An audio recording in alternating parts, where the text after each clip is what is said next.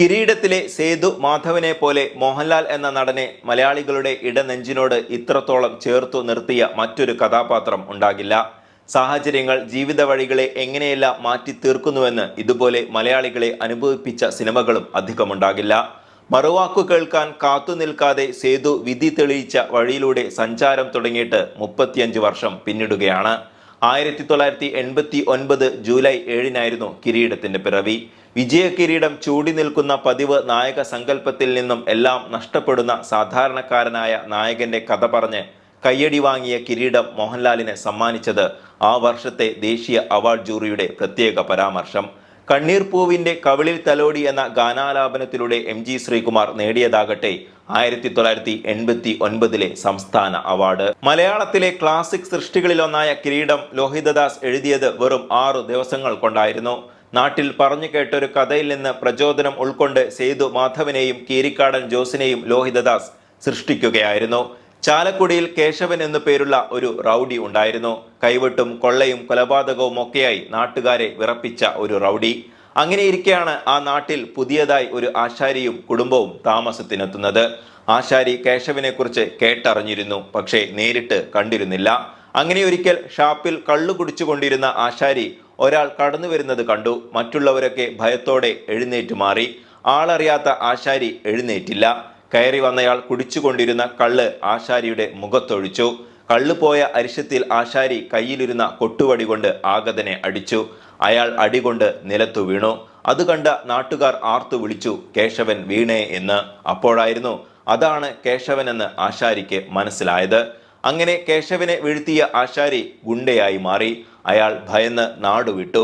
നാട്ടിൽ പറഞ്ഞു കേട്ട ഈ കഥയിൽ നിന്നാണ് സേതു മാധവൻ എന്ന കഥാപാത്രത്തിന് ലോഹിതദാസ് ജീവൻ നൽകിയത്.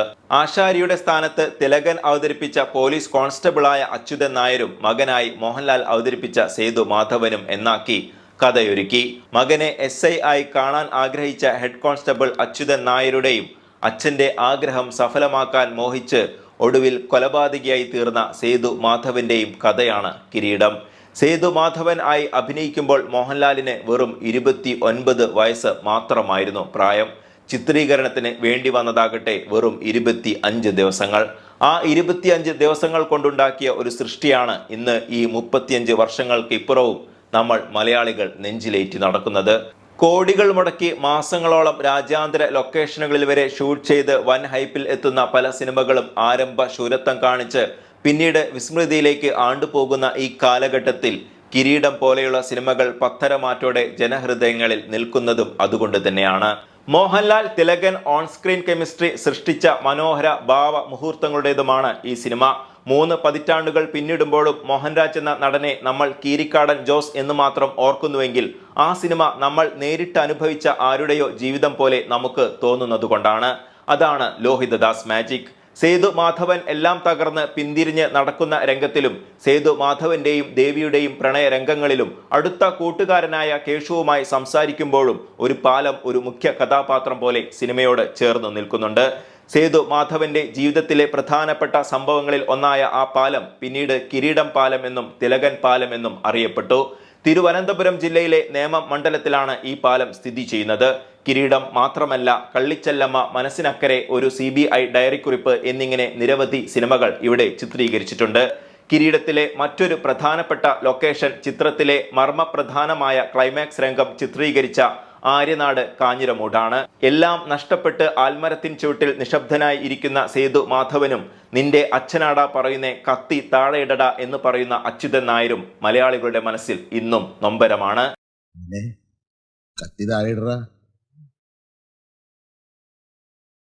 നിന്റെ അച്ഛനാടാ പറയുന്നത് കത്തി താഴെയിടടാ.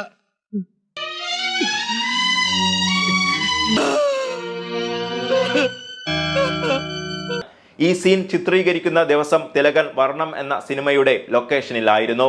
നിർമ്മാതാവ് കിരീടം ഉണ്ണി തിലകനെ കൊണ്ടുവരാൻ വാഹനവുമായി വർണ്ണം ലൊക്കേഷനിൽ കാത്തിരുന്നു. വൈകിട്ട് 5 മണിയോടെ തിലകൻ എത്തിയപ്പോൾ ലൊക്കേഷനിൽ ചാറ്റൽ മഴ. പെട്ടെന്ന് തന്നെ കത്തി താഴെയിടട എന്ന രംഗവും ക്ലൈമാക്സും ചിത്രീകരിച്ചു. വൈകിട്ടായതിനാൽ സേതു കരയുന്ന രംഗം ലൈറ്റ് കിട്ടാനായി ടോപ്പ് ആംഗിളിൽ നിന്നാണ് ചിത്രീകരിച്ചിരുന്നത്. 33 വർഷങ്ങൾക്കിപ്പുറം കാഞ്ഞിരമൂട് ജംഗ്ഷൻ അടിമുടി മാറിയിരിക്കുന്നു.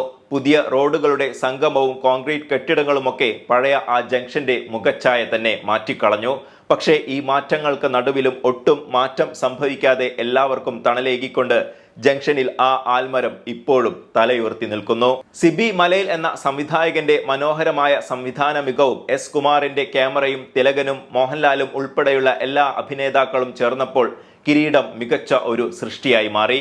എൻ കൃഷ്ണകുമാർ, ദിനേശ് പണിക്കർ എന്നിവർ ചേർന്നായിരുന്നു സിനിമയുടെ നിർമ്മാണം നിർവഹിച്ചിരുന്നത്. കൈതപ്രവും ജോൺസൺ മാഷും കൂടി ഒരുക്കിയ ചിത്രത്തിലെ എല്ലാ ഗാനങ്ങളും ഹൃദ്യമായിരുന്നു. 1993 കിരീടം ഹിന്ദിയിൽ റീമേക്ക് ചെയ്തു. 2007 തമിഴിലും റീമേക്ക് ചെയ്തു. കിരീടത്തിന്റെ രണ്ടാം ഭാഗമായി 1993 ചെങ്കോലും എത്തി. ജീവിതത്തിൽ പലതും ആയിത്തീരണമെന്ന് കൊതിച്ച് ഒടുവിൽ ഒന്നും അല്ലാതായി തീർന്നവർ, ജീവിത സാഹചര്യങ്ങൾ കൊണ്ട് അവർ ആഗ്രഹിച്ച ഒരു ജീവിതം കെട്ടിപ്പടുക്കാൻ കഴിയാത്തവർ, അച്ഛനമ്മമാരുടെ ആഗ്രഹത്തിനനുസരിച്ച് തങ്ങളുടെ വിജയവഴിയിൽ എത്തിച്ചേരാൻ കഴിയാതെ ഇപ്പോഴും നിരാശ പേറി നടക്കുന്നവർ, ഇങ്ങനെ ഒരുപാട് സേതു മാധവന്മാരെ നമ്മുടെ ഇടയിലും നമുക്ക് കാണാൻ സാധിക്കും. ഒരുപക്ഷെ ആ സേതു മാധവൻ നമ്മളിൽ ഒരാൾ തന്നെ ആയിരിക്കാം. 35 വർഷങ്ങൾ പിന്നിടുമ്പോഴും സേതു മാധവന്റെയും കുടുംബത്തിന്റെയും വേദന മലയാളികളുടെ കൂടി വേദനയായി മാറുന്നതും ഇക്കാരണങ്ങൾ കൊണ്ട് തന്നെയാണ്. കിരീടത്തിലെയോ ചിത്രത്തിലെയോ കിലുക്കത്തിലെയോ മോഹൻലാലിനെ അതേപോലെ തന്നെ തിരിച്ചു വേണമെന്ന വലിയ ആഗ്രഹമൊന്നുമില്ല. പക്ഷേ പ്രേക്ഷകരുടെ നെഞ്ചിനോട് ചേർന്നു നിന്ന സേതു മാധവനെ പോലെയുള്ള കഥാപാത്രങ്ങളുമായി മോഹൻലാൽ എന്ന നടൻ തിരിച്ചു വരണമെന്ന് ആത്മാർത്ഥമായി ആഗ്രഹിക്കുന്നു. വീഡിയോ ഇഷ്ടമായാൽ ലൈക്ക് ചെയ്യുക. കൂടുതൽ സിനിമാ വിശേഷങ്ങൾക്കും അപ്ഡേറ്റുകൾക്കുമായി ചാനൽ സബ്സ്ക്രൈബ് ചെയ്ത് ബെൽ ബട്ടൺ അമർത്താനും വിനീതമായി അഭ്യർത്ഥിക്കുന്നു. അടുത്ത ഒരു വീഡിയോയുമായി വീണ്ടും കാണാം. അതുവരേക്കും ബൈ.